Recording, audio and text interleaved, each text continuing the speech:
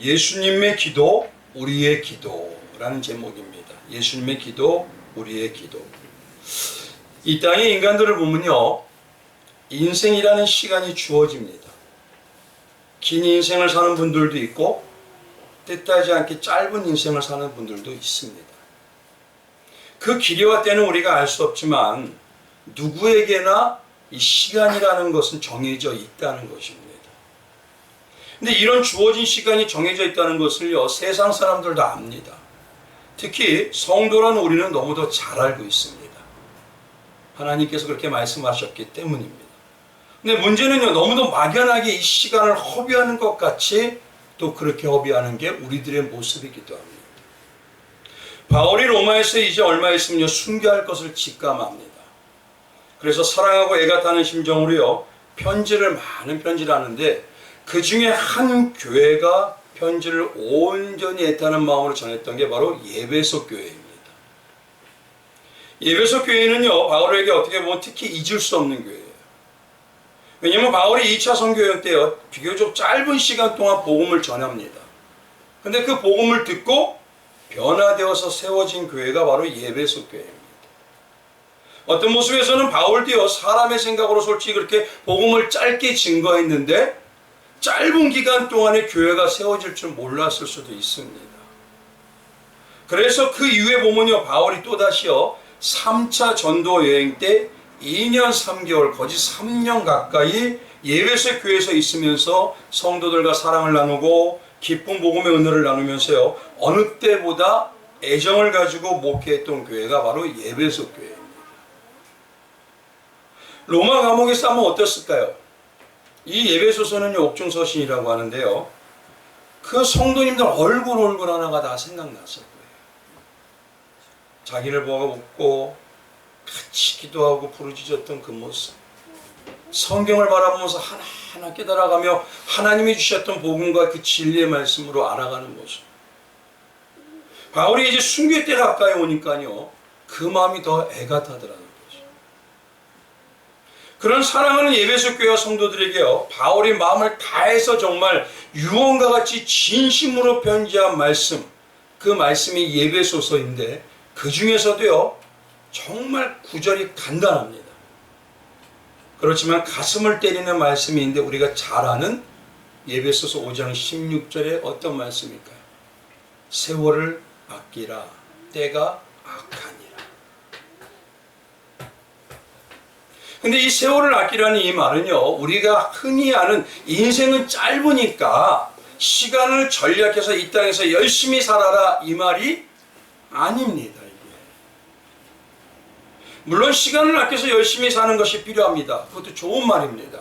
그러나 오늘 성경이 말하는 이 아끼라는 말은요, 헬라어로 뭐냐면 엑사고라조라고 해서 어떤 것이냐, 건져 올려라 라는 말이에요. 건져 올려라, 시간을. 한번 생각해 보십시오. 바다에 물고기가 아무리 많아도요, 건져 올리지 않으면 나와 아무 상관이 없어요. 내가 8, 90년을 살고 100년을 넘게 살아도요, 나에게 주어진 시간이 스쳐 지나가듯이 하는 세월이라면 아무 의미가 없습니다. 시간을 진리로 건져 올려서요, 나의 것이 되는 것, 그 채워짐이 없으면 인생을 아무리 오래 살아도 물거품과 같고 허망하게 사라질 겁니다. 그러면 중요한 건 이겁니다. 이 땅의 악한 세상에서요, 나의 시간인 세월을 건져 올린다는 것이 뭘까요?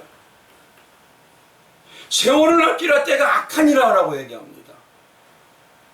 그러면 결국 이 땅의 모든 세상적인 것은 악하다는 말이 됩니다. 바로 뭐냐면 땅과 반대인 하늘, 하나님 나라의 영원한 세계를 인식하고 믿음으로 바라보고 진리의 말씀에 온전히 순종하는 것이 나의 시간인 세월을 잘 건져 올리는 것이에요. 세상에서 크게 성공하고요, 대단한 업적을 이룬 것 같이 보이는 사람들도요, 죽을 때가 되면 인생의 허무함을 되씹으면서 자기의 삶을 후회합니다. 지금은 많이 있는 것 같죠.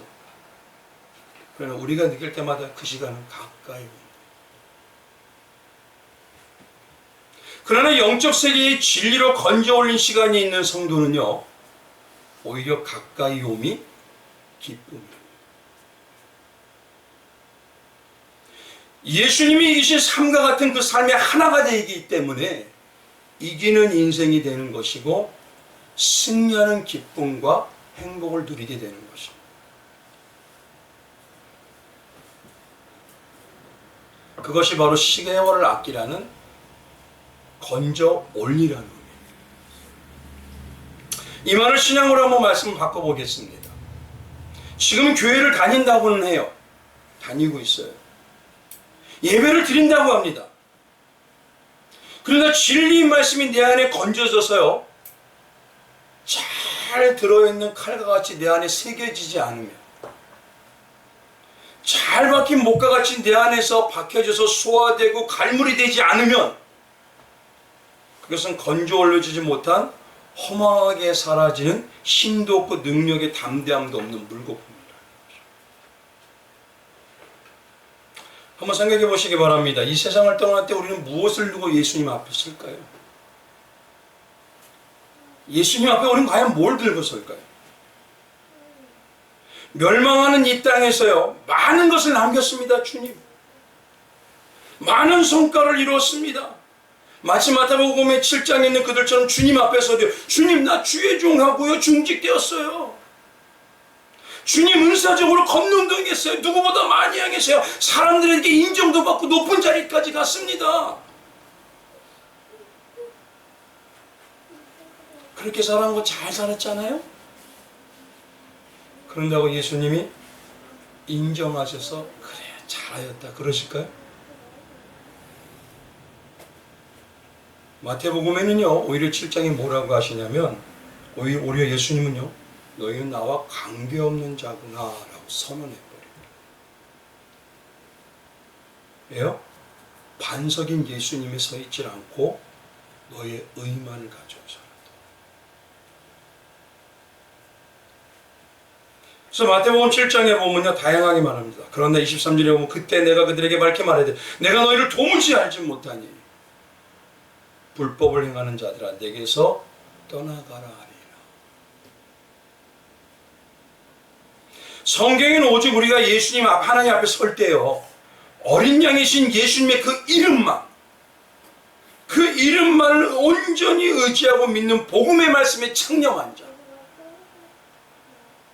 그런 자들을 하나님께서 인정하시고 받아들인다고 얘기하십니다. 그리고 성령의 사람이라면 그런 믿음의 방향으로 살게 되어 있다는 것이죠. 이런 우리의 말씀이 온전히 들려지는 게 우리에게 너무도 필요하더라는 것이에요.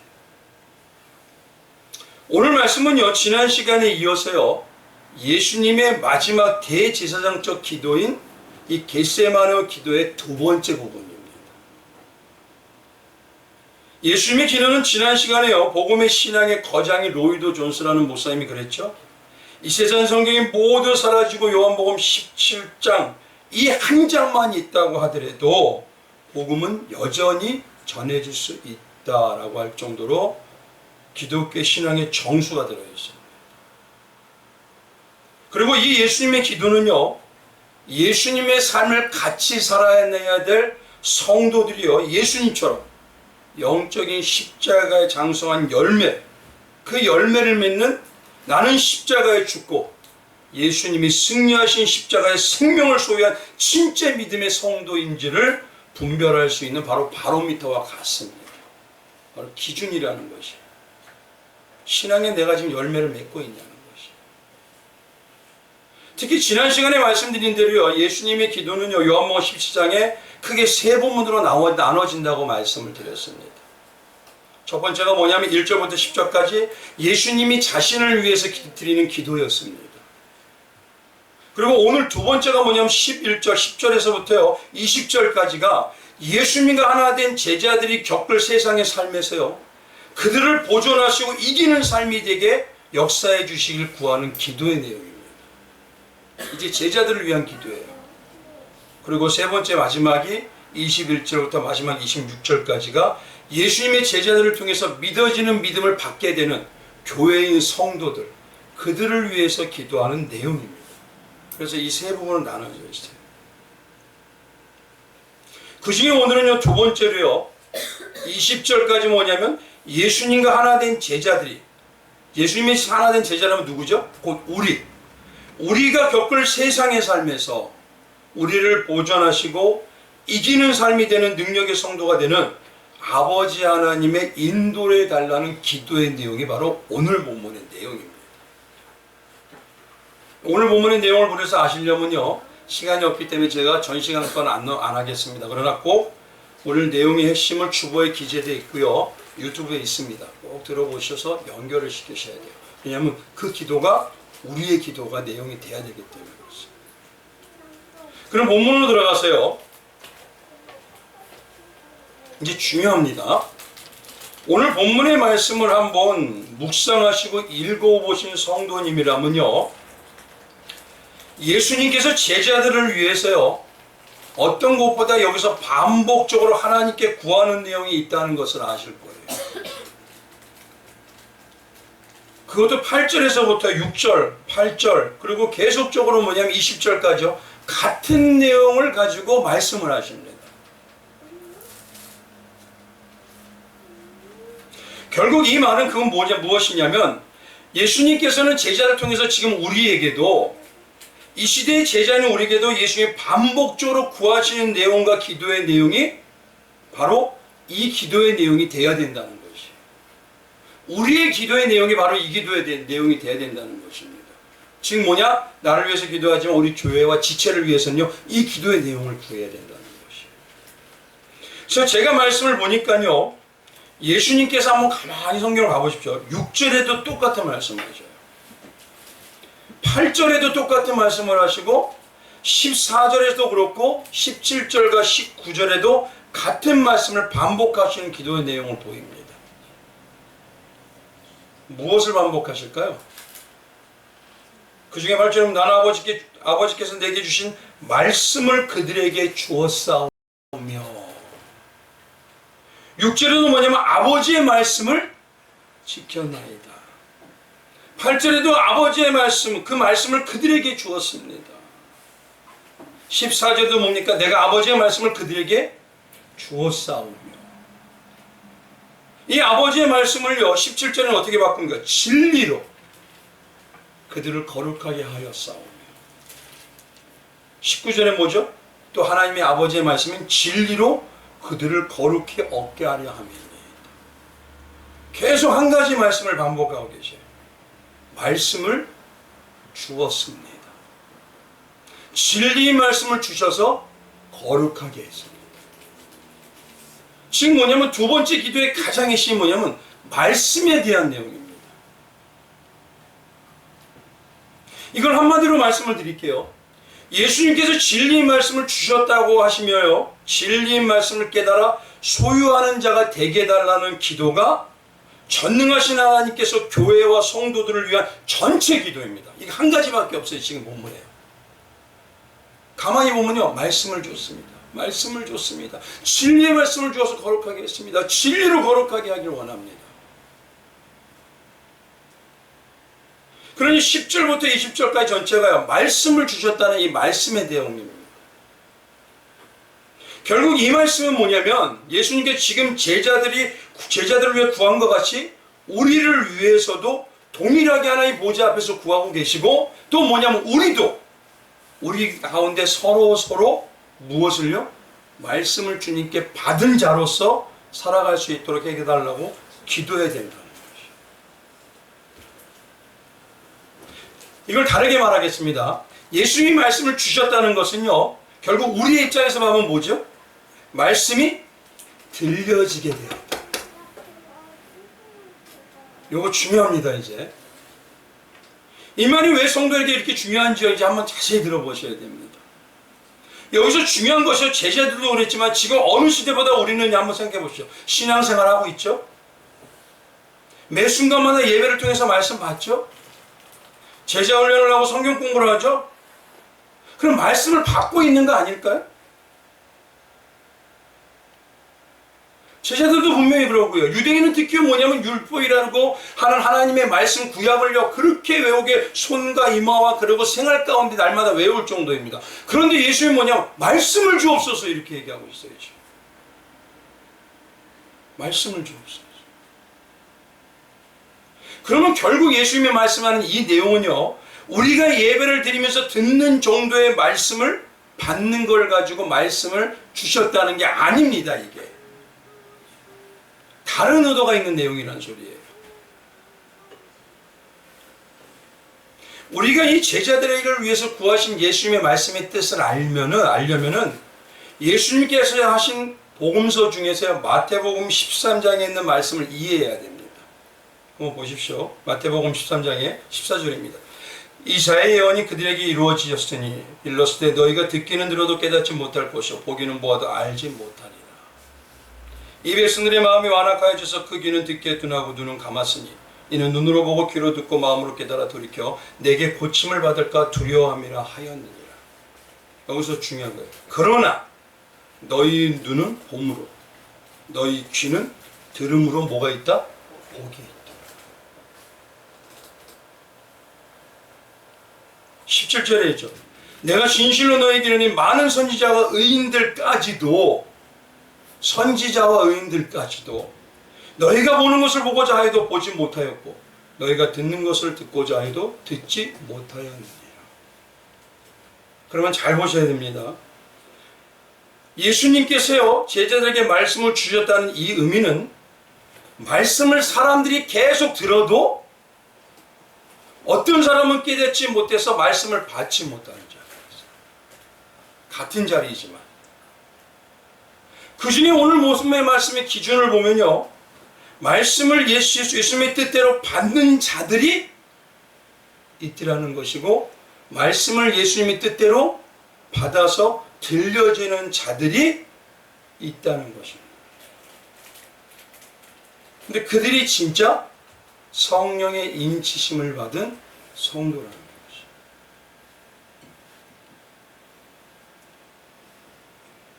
그래서 오늘 본문 말씀을 보면요 말씀을 주셨다는 이 말씀을 보면 뒤에 부연 설명이 조금씩 계속하고 계셔요. 그래서 6절에 보면요 진짜 말씀을 받은 성도는 말씀이 권세인 줄 압니다. 말씀만이 능력이 나타나는 길임을 알게 되니까 온전히 따르고 지키지 말라고 해도 그 말씀은 어떻게 할까요? 내 상황에 어떤 일이 있어도 내 중심이 어디 보고 다 가요? 말씀만 보고 간다는 게 바로 6절의 얘기입니다. 말씀이 들려지면 너희가 그런 자가 되리라. 8절에 가보면요 말씀이 받은 자로서 말씀이 들려지면 예수님이 하나님의 아들, 이 말은 뭡니까? 예수님이 곧 전능하신 하나님이라는 걸 안다는 거예요. 우리 성도님들한테 한번 여쭤보지 항상 예수님 정말 전능하세요? 전능하시면 내 삶에서 가장 우선이 누구죠? 정말 내가 자신 있게 내 삶에서 예수가 가장 우선입니다. 신앙이 가장 우선입니다. 이거 얘기할 수 있나요? 전능하신 하나님으로 만난다면? 근데 8절의 말씀대로 말씀이 받아서 들려지는 자는 예수님이 하나님의 아들인 성자 하나님으로 알게 되는 거예요. 그분이 이긴 승리의 방향만이 진짜인 걸 알게 됩니다. 그리고 예수님이 이루신 십자가의 일이 하나님의 영육간의 완전한 영생의 능력임을 알게 되니까요. 이 십자가의 진리를 교회가 하나 되지 말라고 해도 하나가 된다. 8절이 그 내용이에요. 지금요. 8절부터 그리고 14절에 가보면요. 진짜 성도인은요. 말씀이 들려지니까 어떻게 하느냐. 말씀을 통해 십자가에 동참하는 자가 돼요. 그래서 내 자아는 죽고 예수의 이기신 승리하신 생명의 십자가의 말씀으로 살아가는 자가 됩니다. 그런 자가 세상에 구별되는 자로 살아가고요. 그런 자가 십자가의 길을 살아가니 초대교회 성도들처럼 담대하게 넉넉하게 이기는 세상에 감당 못하는 자들이 됩니다. 그리고 17절 19절이 진리인 성경 말씀으로 거룩해지니까 어떻습니까? 사단이 건들 수도 흔들 수도 없는 영적인 권세자가 된다. 잘 보십시오. 예수님은 지금 뭐냐면 제자들인 교회와 제자들인 성도들에게 한 가지 말씀이 들려지게 하고 있어요. 그래서 성도에게 참 복이요 가장 우선이 되고 필요한 게 복이 뭐냐면 말씀이 들려지는 복입니다. 뭐 옆에 있는 성도님하고 한번 고백해 주세요. 말씀이 들려지는 복을 받으시기 바랍니다. 말씀이 들려지는 복을 받으시기 바랍니다. 이것이 시작이고요. 이것이 핵심이에요. 성도가 성도다워지고요. 성도가 예수님의 권세의 복을 받는 시작이기도 합니다. 그래서 두 번째 11절에서 10절에서 20절까지가요. 예수님과 하나 된 제자들이 겪을 세상에서 보존되고 이기는 삶이 되게 하는 가장 핵심이 뭐냐? 하나님. 그들의 구함이 말씀을 들려지는 구함이 되는 게 온전해지길 원하고 그것이만이 그들이 가장 복받은 자로 살아갈 수 있는 유일한 길임을 깨닫게 하여 주옵소서. 이 얘기입니다. 지금. 교회와 제자들 하는 게 바로 그거밖에 없어요. 주님, 하나님, 이들이 말씀이 들려지면 돼요. 들려지면 역사 나옵니다. 그러면 이게 성경에서 과연 진짜 어떤 역사가 나오는지 알 수 있는 그 길을 봐야 되잖아요.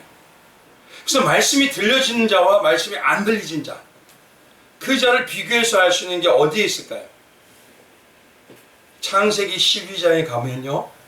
그런 자들이 두 사람이 예를 딱 보여주십니다. 창세기 12장에 가면 나오는 사람이 누가 있죠? 믿음의 조상? 아브라함이죠. 이 아브라함의 복을 자세히 보면요. 복의 근원이 되는 믿음의 성도가 되는 시작이 어떻게 시작되는지를 보여줘요. 복의 근원이 되는 믿음의 근원. 그 하나님이 주신 믿어지게 하는 그 믿음. 그 받은 성도가 어떻게 이제 시작을 띄게 되는지를 보여주는 모습이 있습니다. 그래서 창세기 12장에 가보면 어떻게 하느냐?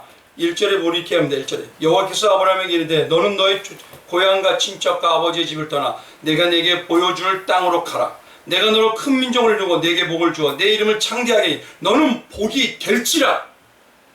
근데 중요한 건요. 이 복이 될지라라고 난 다음에 4절로 넘어오니까 아브라함이 이렇게 합니다. 우리 같이 한번 읽어볼까요? 시작. 이에 아브라함이 여호와의 말씀을 따라갔고.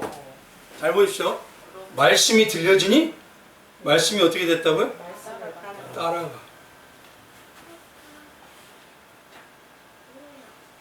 아브라함이 여호와의 말씀을 따라갔고요. 그 말씀을 따라서 그가 눈에 아무것도 안 보이는 것을 가는 길을 가도 가기 시작합니다. 솔직히 한번 생각해 보세요. 아버지 집에 있는 게 부자지요. 잘 살지요. 근데 왜 그랬을까요? 하나님의 말씀이 들려지니까. 성령의 역사를 받은 하나님의 백성들의 가장 우선시 돼야 되는 게 뭐냐면 교회만 나온다고 되는 게 아닙니다. 말씀이 들려줘야 되는 거예요. 말씀이 들려지지 않으면 어느 때부터인가 내 신앙이 자꾸 흔들려요. 어느 때부터인가 교회를 다녀도 무덤덤해집니다. 근데 말씀이 들려지기 시작하면요. 날마다 새로워. 날마다 행복이에요. 날마다 주님을 알아가는데 너무너무 기쁨이에요. 그것이 내 영혼을 풍성하게 하는 걸 느낍니다. 아브라함이 먼저 그랬어요. 말씀이 들려지니까 뭐 했습니까? 여호와의 말씀을 따라가.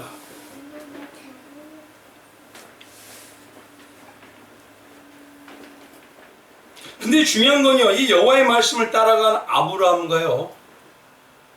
또 한 사람이 나간 자가 있습니다. 누가 있을까요? 롯입니다.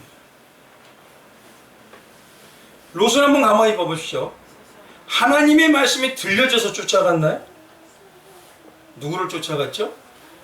아브라함을 쫓아갔습니다. 이걸 간단히 말할게요. 사람을 쫓아서 하시죠. 이걸 신앙으로 말하면요. 신앙이 예수님과 말씀이 중심이 아니에요. 사람을 중심으로 어떤 특정적인 사람을 쫓아서 종교생활을 시작한 것입니다. 사람 중심으로. 지금으로 하면 교회 어느 기독권, 지금으로 하면 어떤 특정 목사님, 어떤 지금으로 말하면 세상에 복받은 어떤 권력 있는 자.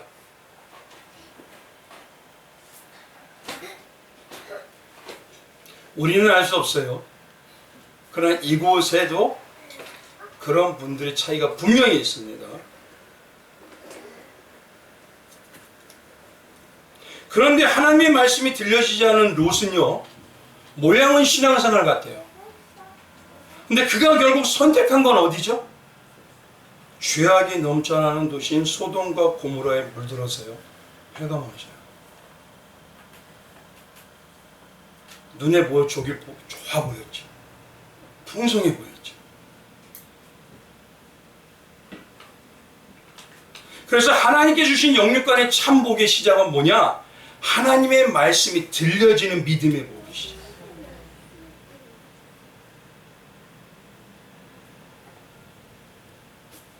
오늘 본문에 예수님은 계속적으로요, 말씀을 주셨다 이 말은 뭐냐면 그들에게 들려지는 복이 얼마나 중요한지, 그 들려지는 복이 내 삶을 좌우하고 내 능력의 모든 것이 되고 제자들과 성도들에게 유일한 능력이라고 아는 것을 애가 타도록 지금 몇 번씩 강조해서 구하시는 거예요. 그 정도로 애가 타게 구하시는 거예요. 말씀을 줬습니다. 말씀을 줬습니다. 진리를 줬습니다.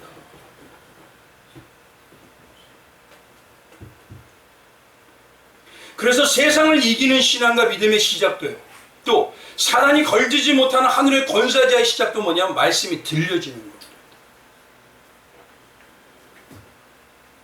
말씀이 들려지는 것이 유일한 영적 무기예요. 그래서 성도는 반드시 이 무기가 있어야 된다는 말씀을요, 에베소서 6장 17절에 이렇게 얘기합니다. 구원의 투가 성령의 검, 곧 뭐죠?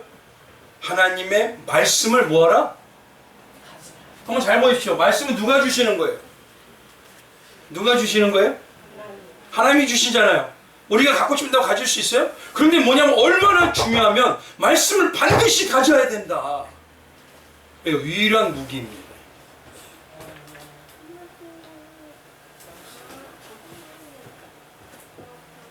그래서 이 말씀이 들려지는 복이 얼마나 중요하면요, 로마서 10장 17절에요. 믿음은 어디서 나온다? 들음에서 나온다. 들으면서 난다고 확정시켜 주시고요. 복음서 곳곳에도 예수님이 뭐라고 하십니까? 귀 있는 자들은 들을지어다. 신앙의 완성이라는 계시록의 7교회에 뭐라고 얘기하시죠? 그러죠?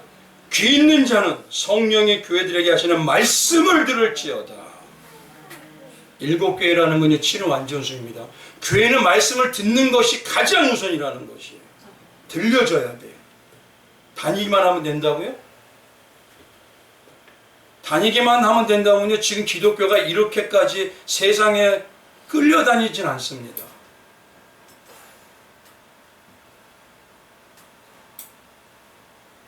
그러니까 이 말씀으로만이 참 승리하는 시작이 된다는 거죠. 어떤 분들은 신앙의 시작을 어떤 느낌이나 기적적인 체험을 통해서 시작할 수 있습니다.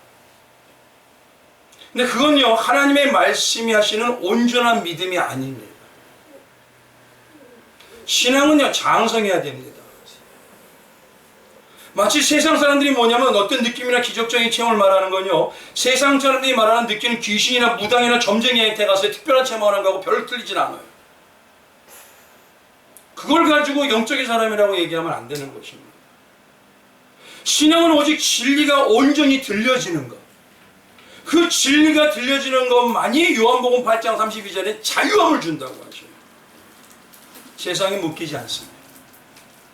진리의 말씀의 모든 죄악을 씻어내서 거룩한 능력자게 되게 하십니다. 진리의 말씀만이 온전한 거룩한 예수님과 하나 되게 하여 주셔서요, 예수님의 권세를 나누어서 함께 역사가 나오는 성도가 됩니다. 그래서 기독교 신앙의 핵심 열매는 뭐냐? 간단히 말할게요. 말씀의 열매. 하나님의 나라는 뭐냐면 말씀의 역사가 날마다 이루어지는 것이 하나님의 나라예요.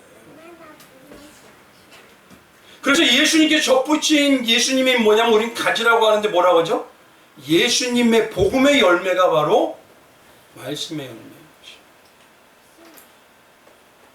그래서 말씀이 들려졌다는 것은요, 말씀을 통해서 진짜 하나님의 뜻이 무엇인지, 또 말씀이 진짜 능력이고 힘있고 권세임을 알아들을 수 있는 은혜를 입었다는 겁니다.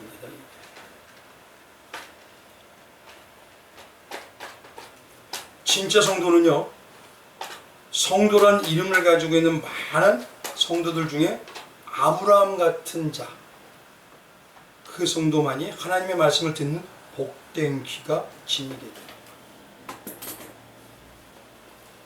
그리고 복의 근원이 되는 믿음을 받은 자가 돼요.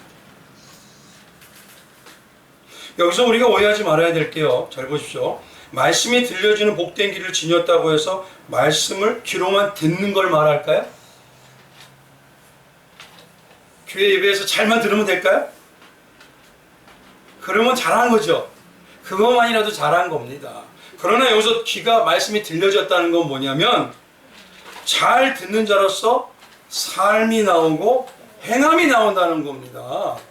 말씀은 여기서 잘 들었는데 집에 가면 또다시 세상의 사람으로 돌아가요. 그건 말씀이 들려지지 않은 겁니다.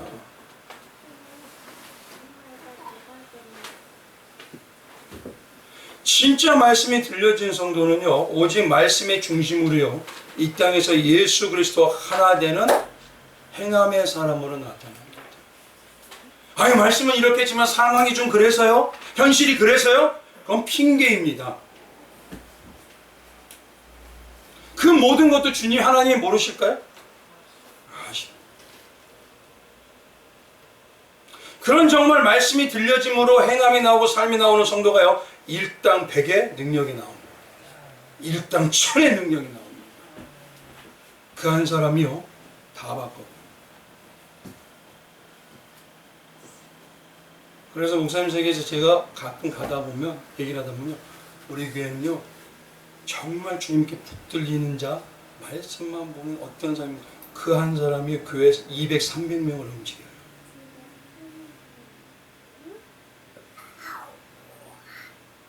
진짜 그런 사람 한 사람이 바꿔버려요. 그래서 말씀이 들려지는 복을 받은 아브라함을 보면요, 그의 삶에서 변화되는 모습이 뚜렷하게 나와요. 어떻게 변화가 될까요? 창세기 12장을 가보니까 뭐냐면 그가 아브라함이 그 땅을 지나 세겜 땅 모래 상수리 나무에 이르니 그때 가나안 사람이 그 땅에 거주하였더라. 왜 여기서 상수리 나무에 이르는데 가나안 사람이 있다고 할까요? 거기는요, 뜨내기처럼 우리가 들어가 있는데요. 그러니까 나는 마음을 못 붙인다는 곳이랍니다. 근데 거기에 그래서 가나안 땅, 그들이 힘 있는 그들이 있다는 소리입니다. 근데 그들이 있는 그곳에 7절에 가보니까요, 뭘 해요? 뭘 하다? 8절에 가보니까 또 뭐라고 한번 읽어보겠습니다. 시작. 거기서 베델 동쪽 산으로 옮겨 장막을 치니 서쪽은 베델이요 동쪽은 아니라 그가 그곳에서 여호와께 제단을 쌓고. 7절에도 뭘 쌓고? 8절에도 뭘 쌓고? 잘 보시죠. 말씀이 들려지는 아브라함이 어떻게 합니까? 말씀을 따라가고 가서 하는 일이 뭡니까? 제단 쌓고 제단 쌓고 제단 쌓고 하는 거예요. 첫 번째요, 성도는 그래서 가는 곳마다 무엇을 하냐? 제단을 쌓는 자가. 제단을 쌓는 자가 뭘까요? 예배자의 삶을 사는 자예요. 예배자라는 건 뭐냐면요, 누구를 가장 높여서 그 앞에 날마다 무릎 꿇는 자로 보입니다. 누구를 높여요?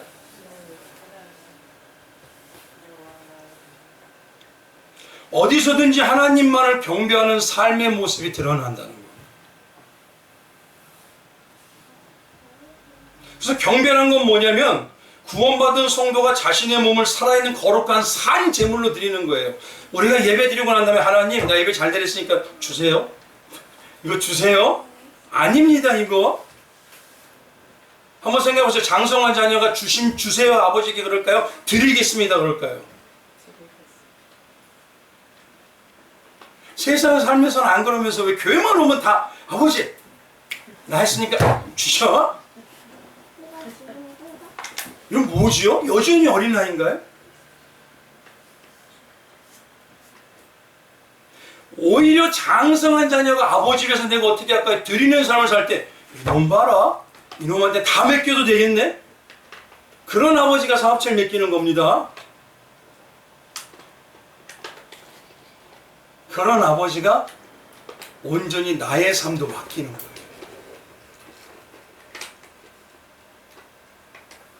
그러니까 경배하는 삶이라는 건 뭐냐면 아버지께 드리는 삶이 저절로 보여요. 그게 예배자의 삶입니다. 그 하나님만이 가장 중요한 삶으로 보여지는 게 그 앞에 무릎 꿇고 사는 삶이에요. 그게 경배고 그게 예배입니다.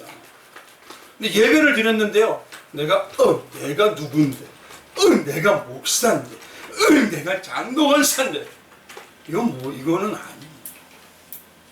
진짜 말씀이 들려지는 자는 그렇기 때문에요. 가장 겸손하게 바뀌어요. 나 같은 자 목사를 써주시. 나 같은 자 종종으로 써주시.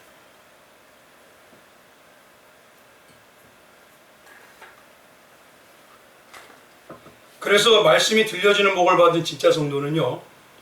우선적으로 항상 예배가 우선이에요. 상황에 따라 드리는 예배 아닙니다. 물론 아브라함을 가만히 봐보시죠. 믿음에서 살아가는 그 아브라함이 중간에 실수도 하죠. 때로는 불신적인 모습을 보이죠.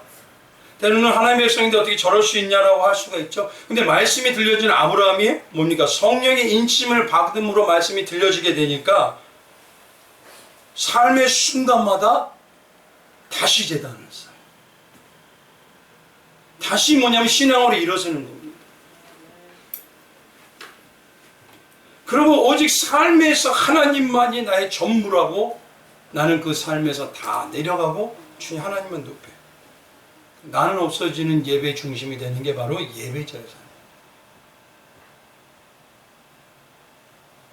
그리고 첫 번째, 예배 중심의 삶이십니까? 아니면 내 삶이 우선입니까?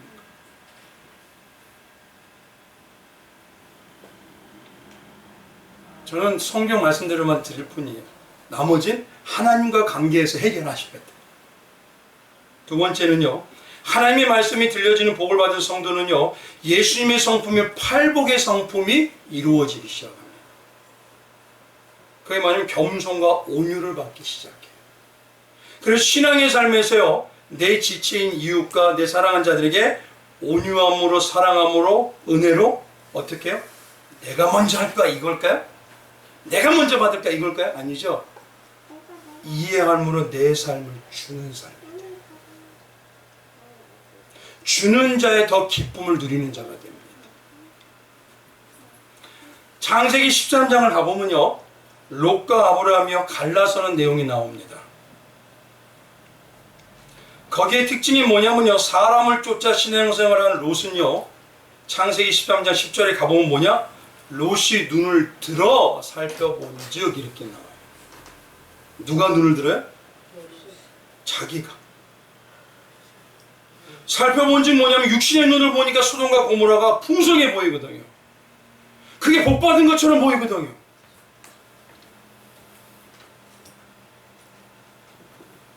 그러니 성도라고 하지만 신앙생활을 한다고 하지만 육신의 눈이 열린 자는 육이 중심인 사람은요.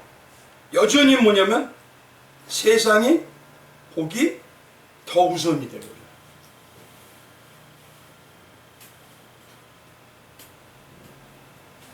그러니 마치 뭐냐면 소돔과 고모라처럼 그 안에서 우리의 삶이 점점 피폐해지는 줄 모르게 됩니다. 그러나 말씀이 들려지는 보고 받은 아브라함은 어떻습니까? 롯이 떠난 뒤에 14절에 보면 뭐라고 하죠? 그냥 먼저 베푼 거 아닙니까? 그러면 조카와 삼촌의 관계가 어떨까요? 이거는 괘씸한 놈 아닌가요? 조카인 롯이 부자가 된 게 어떻게 됐죠? 아브라함이 실수하고 아브라함이 신앙생활을 가면서 조금씩 하다 보니까 아브라함이 거부가 되면서 같이 거부가 된 거 아닙니까? 근데 양보를 했다고 롯이라고 이 조카의 젊은 놈이 내가 먼저 차지할 거야.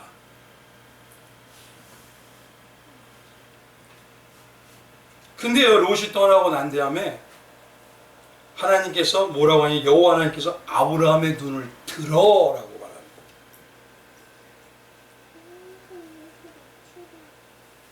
왜 아브라함도 눈으로 볼 수 있는데 왜 하나님이 들 때까지 기다렸을까요? 말씀이 들려지니까 나보다 나를 더 잘 아시는 분이 누구셔요? 맞죠? 나를 완벽하게 이루시는 분이 누굽니까? 전능한 아버지 하나님이신 거예요. 그러니 하나님은 먼저 뭐냐면 하나님이 일하시는 걸 기다리는, 말씀이 들려지는 자가 먼저 가장 나타나는 특징이 뭐냐? 기다릴 줄 압니다. 주변의 사람들은 그러죠. 급해요. 빨리 해요. 이거 안 돼요. 이러다 보면 큰일 나요. 아, 왜 이렇게 미련해? 왜 이렇게 그냥 사람이 답답해?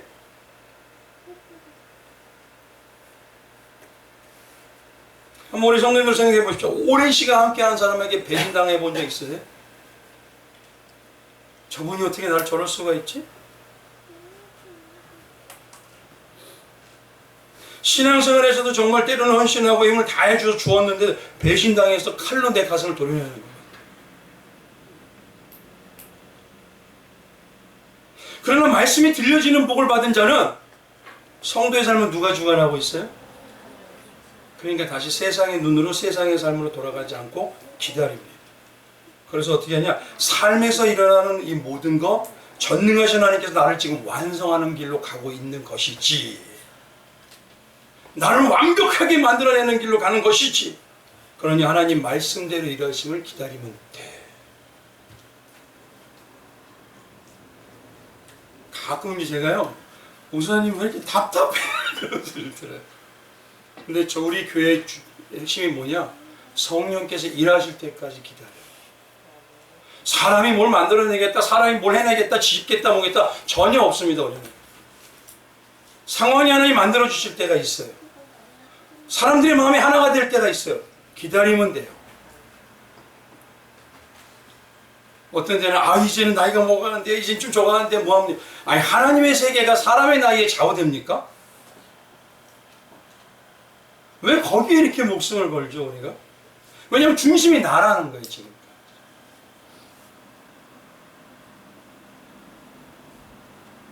그러니 말씀이 들려지는 복을 받은 성도는요, 하나님의 때가 될 때까지 뭐에 힘쓰죠? 성령 역사로 기도하고 말씀으로 기다려요. 그리고 박해가 오도 핍박이 와도 나가기 시작합니다. 그러니까 어떻게 됩니까? 증거하는 족족마다 3,000명, 5,000명씩 회개가 일어납니다. 가는 곳마다 집사님이, 성도님이 가는 곳마다 기적을 만들어내는 자리가 됩니다.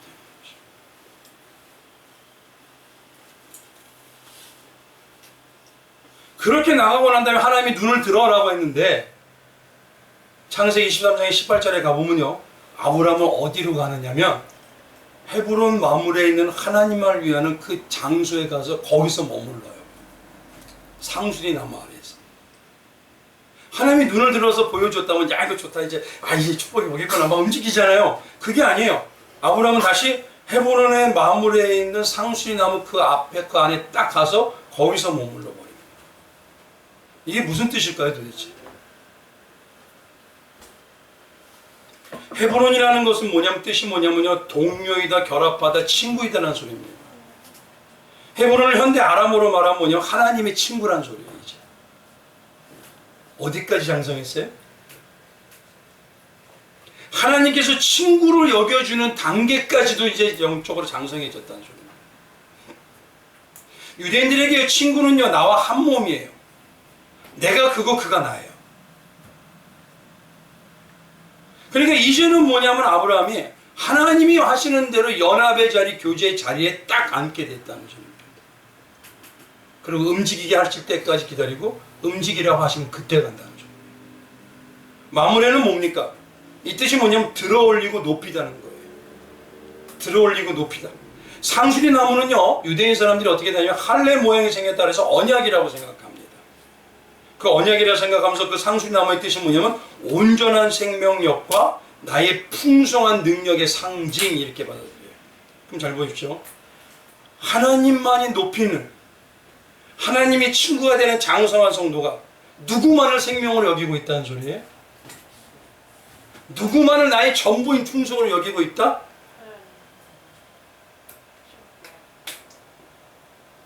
교회들이야 너무 바빠요. 연초가 돼가지고 시작하면 뭐하고 뭐 세선도 축제잔치 뭐잔치 뭘 많이 성과를 내야 된대요. 근데 문제는요, 일에 치우치다 보니까 은혜가 없어요. 은혜가 없으니까 자발적인 봉사와 헌신이 없어요. 그거 하나님 받으시고 기뻐하나요?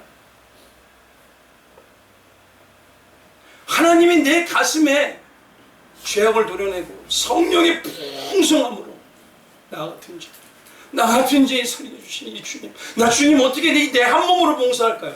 이게 나와야 되는 게 성도인 것입니다. 그게 바로 시작이 말씀이 들려짐으로 점점 깊어지는 거예요. 그런 아브라함이 어떻게 됩니까?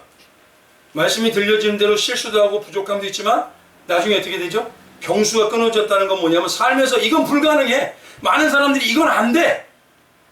저희 예수만 보이는 교회 개척할 때요. 교회 안 돼. 안 돼. 제가 된다는 소리보다요. 100배 1000배 많이 들었어요. 그러나 아브라함이 가는데 경수가 끊어진 것 같지만 그 말씀에 순종하니까 어떻게 되죠? 온전한 기쁨이라고 하는 예수님을 예표하는 이삭인 아브라함의 기쁨을 얻어요.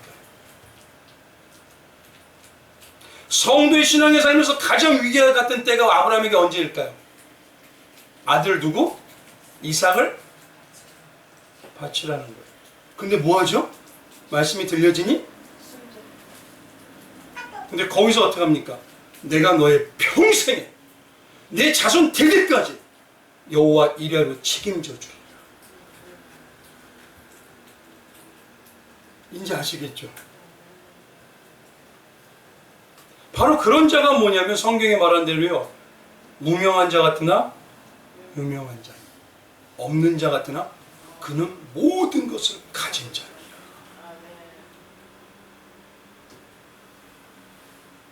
성경 하나님의 말씀이 들려져야 합니다. 그럼 이제 중요한 거는 여기서부터 옵니다. 하나님의 말씀이 어떻게 들려져야 내가 하나님의 제자들에게 말한 것처럼 나에게 그 말씀이 열려지는 복을 받은 자로 알 수가 있느냐는 거예요. 이게 도대체 어떻게 들려져야지? 그렇죠? 이걸 알아야 되는 것입니다. 성도인 우리는요, 온전한 기준과 표대가 누구냐면 예수님입니다. 그래서 성도인 우리는요, 예수님처럼 영에 눌린 영안이 열려야 돼요. 예수님이 표대이기 때문에 그분처럼 열려야 되고 예수님이 들리신 방향으로 들어야 돼요. 이 기준을 우리에게 선명하게 보여주고 계셔요. 그리고 예수님이 사신 삶과 같은 십자가의 삶이 이루어져야 어떤 능력이 나와요? 부활의 능력이 나옵니다. 그러니까 성도는 이 삶에 어떻게 된다고요? 이 삶에, 이 말씀에, 이 귀에 온전히 어떻게 되는 자? 하나 되는 자로 살아가게 되어 있어요. 이게 하나님께서 예정한 것입니다. 근데 예수님께서 요한복음 5장과 누가복음 24장에 보면 예수님이 보시고 예수님이 깨달아서 들리는 방향이 어떤 방향인지, 예수님이 듣는 방향이 어떤 건지, 말씀인 진리를 어떻게 듣는지를 정확하게 얘기하고 계세요. 누가복음 24장에 가보면 이렇게 합니다. 또 이르되 내가 너희와 함께 있을 때 너에게 말한 바 곧 모세의 율법과 그 선지자의 글과 시편의 나를 가리켜 기록된 모든 것이 이루어져야 하리라 한 말이 이것이라 하시고, 이에 그들의 마음을 열어 뭘? 성경을 깨닫게 하시고, 또 이르되 이같이 그리스도가 고난을 받고 제3일에 죽은 자 가운데서 살아날 것과 또 그의 이름으로 죄사함을 받게 하는 회개가 예루살렘에서 시작하여 모든 족속에 전파될 것이 기록되었으니. 예수님이 이 말씀은요, 성경 전체가 누구 얘기라는 소리예요? 뭐 성경을 우리가 통해서 뭐 저 사람처럼 아브라함처럼 따라가서 우리가 복받는 자가 되자, 바울처럼 따라가서 복받는 자, 이게 아닙니다. 보혜사 성령께서 깨닫게 하는 말씀이 들려지는 방향은 뭐냐면요, 다른 게 없어요. 두 군데 정확하게 나와요. 보혜사 성령께서 역사하시면 요한복음 14장 26절에 이렇게 하신다 그래요. 보혜사 곧 아버지께서 내 이름으로 보내신 성령, 그가 너희에게 모든 것을 가르치고 내가 너희에게 말한 모든 것을 생각나게 하리라. 근데 이 모든 것이라는 게 뭔지 정확하게 딱 이 돋보기로 딱 보듯이 풀이시면서 딱 하나를 초점 맞춘 게 바로 요한복음 15장 26절이에요. 이렇게 얘기합니다. 15장 26절 있어요? 그건 없나요? 그럼 제가 읽어드릴게요. 내가 아버지께로부터 너희에게 보낼 보혜사 곧 아버지께로부터 나오시는 진리의 성령이 오실 때 그가 나만을 증언하실 것이요. 성령은 누구만 얘기해요? 예수. 창세기를 봐도 성령은 성령의 감동을 주시고 충만하게 하면 누구로 보이게 해요? 민수기를 봐도 누구로 보이게 해요? 소선지자를 봐도 누구로 보이게 해요? 성경 구절 하나를 봐도 누구로 보이게 해요? 단어 하나를 봐도 누구를 보이게 해요? 왜요? 그렇게 성경의 눈이 열려야 우리의 삶은 누구와 하나가 되는 삶이에요? 예수님이 십자가의 승리로 이기신 방향을 우리가 삶 속에 적용할 수가 있는 겁니다. 그렇죠? 아브라함이 있었던 사건을 통해서 십자가의 능력을 봐야 내 삶에 아브라함 같은 일이 생기면 어떻습니까? 십자가의 역사를 이기면 되는구나. 이제 어떤 방향으로 내가 나가면 되지? 이게 눈이 열리는 겁니다. 이게 들리는 거고.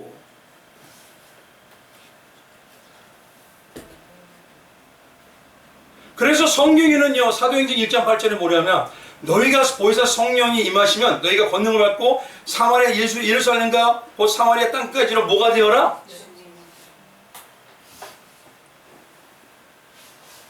그리고 누가복음 24장 48절에요. 똑같은 말씀하셔요. 너희는 이 모든 일을 뭐다? 증인이라. 증인은 어떻게 돼야 될까요? 삶에 살아도 날마다. 내 순간순간 예배도 날마다. 그런 사람들이요, 예수 그리스도와 함께하고 십자가의 삶을 사니 요셉처럼 다윗처럼 다니엘처럼 바울처럼 놀라운 삶에서요, 말씀이 들려지는, 복음의 말씀을 들려주는 그 기로 하나님의 역사를 이루어내는 것입니다.